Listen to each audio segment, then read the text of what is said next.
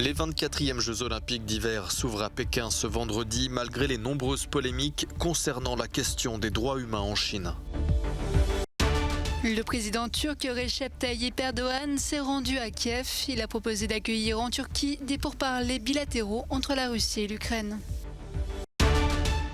Selon l'Organisation mondiale de la santé, l'Europe connaît un répit dans la pandémie comparable à un cessez-le-feu. Les 24e Jeux Olympiques d'hiver débutent ce vendredi en Chine.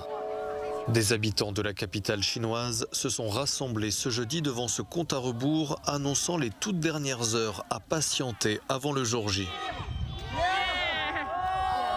La cérémonie d'ouverture qui aura lieu aujourd'hui à 13h heure de Paris sera boycottée par plusieurs pays occidentaux dont les États-Unis qui dénoncent les violations des droits humains en Chine.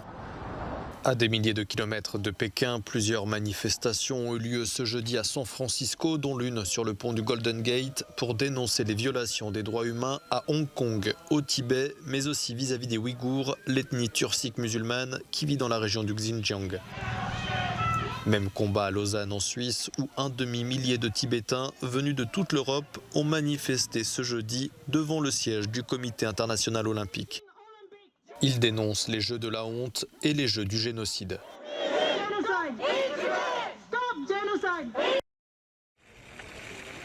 Le ballet diplomatique se poursuit pour tenter de résoudre la crise qui oppose la Russie et l'Occident. Le président turc Recep Tayyip Erdogan, dont le pays est membre de l'OTAN, s'est rendu à Kiev pour jouer les médiateurs. Il s'est présenté en défenseur de l'intégrité du pays et a proposé d'accueillir les pourparlers entre la Russie et l'Ukraine. La Turquie est prête à faire sa part pour résoudre la crise entre deux pays amis qui sont ses voisins en mer Noire. J'ai répété au cours de notre discussion aujourd'hui que nous serions heureux d'accueillir un sommet au niveau des dirigeants et des discussions au niveau technique. Depuis des mois, les manœuvres militaires s'intensifient près de la frontière ukrainienne et chacun se renvoie la balle.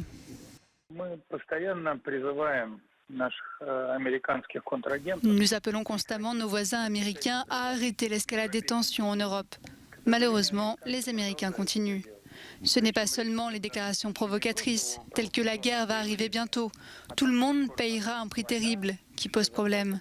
C'est surtout le déploiement des soldats américains dans les pays européens, à côté de nos frontières.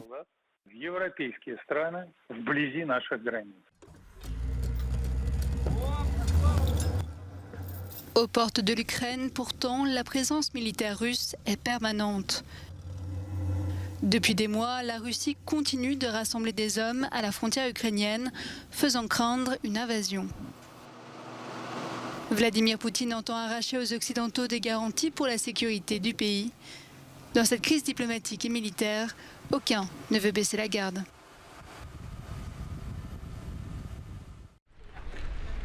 Serait-ce enfin le retour à la vie normale en Europe? L'Organisation mondiale de la santé le pense.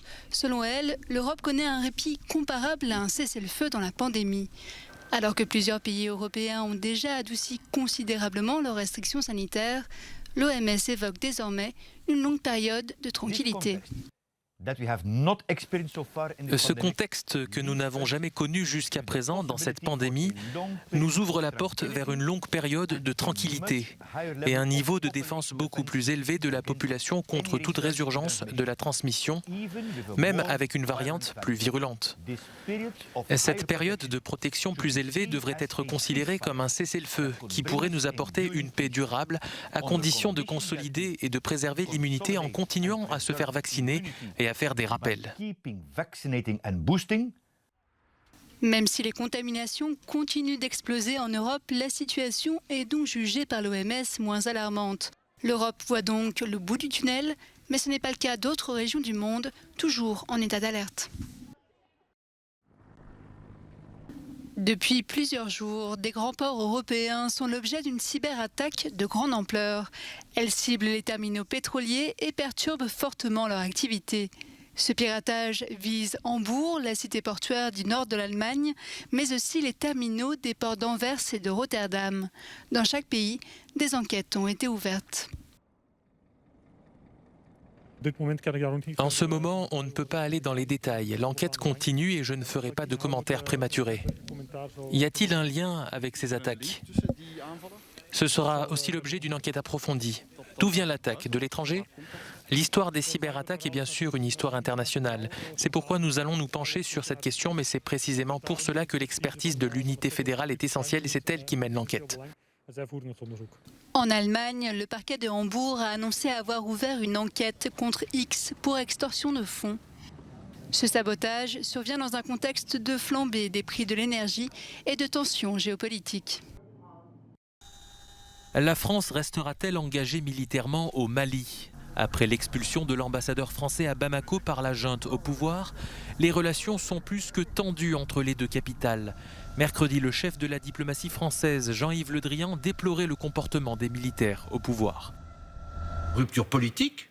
Et puis rupture militaire, parce que de plus en plus, il y a des entraves à notre fonctionnement. Et puis rupture aussi de ce pays et de la junte au pouvoir avec la communauté internationale, avec les Nations Unies, avec les pays voisins. L'hypothèse de rester est toujours dans votre esprit et dans l'esprit de la France ? Nous consultons, nous réfléchissons et nous allons agir dans les jours qui viennent. Sur quels critères vous réfléchissez ? En fonction de la force que nous avons pour combattre le terrorisme avec d'autres.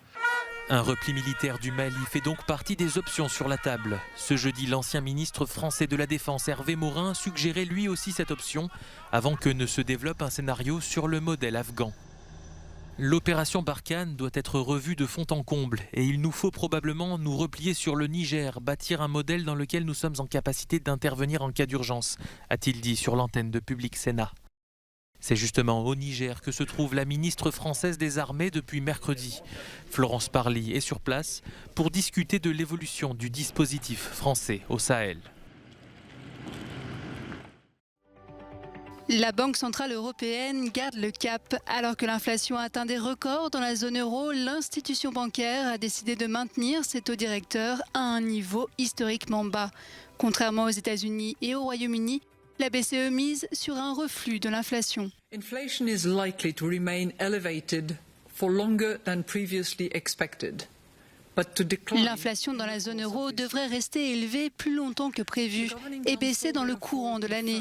Le Conseil des gouverneurs confirme donc les décisions prises lors de la réunion de décembre. Nous continuerons à réduire le rythme de nos achats d'actifs, pas à pas, au cours des prochains trimestres et nous mettrons fin aux achats nets dans le cadre du programme d'urgence lié à la pandémie à la fin du mois de mars.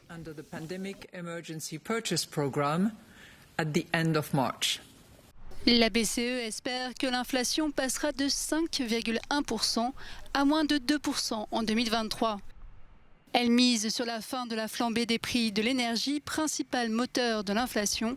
Les tarifs du pétrole, de l'électricité et du gaz ont en effet augmenté de 28,6% dans les 12 derniers mois. C'est une première en Roumanie et dans le monde.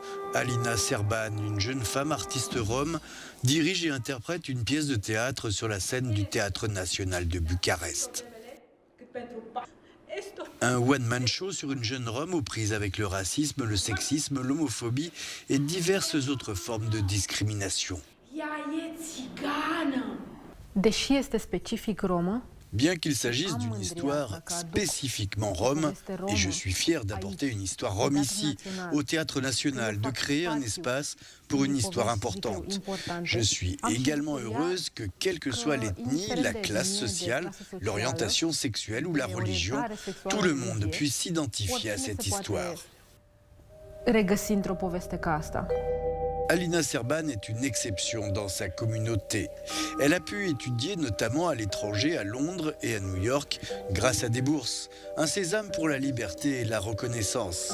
Serban a ensuite remporté le prix de la meilleure actrice en Allemagne en 2020 pour son rôle dans le film Gypsy Queen. Je suis la première de ma famille à avoir obtenu un diplôme d'études secondaires. Et même si je suis heureuse de ne pas avoir été la dernière, je vois que mes neveux rêvent encore d'étudier dans la classe des Roumains, parce que la ségrégation entre Roms et Roumains existe toujours. Le meilleur enfant du monde d'Alina Serban est à l'affiche jusqu'au 11 février au Théâtre national de Bucarest en Roumanie.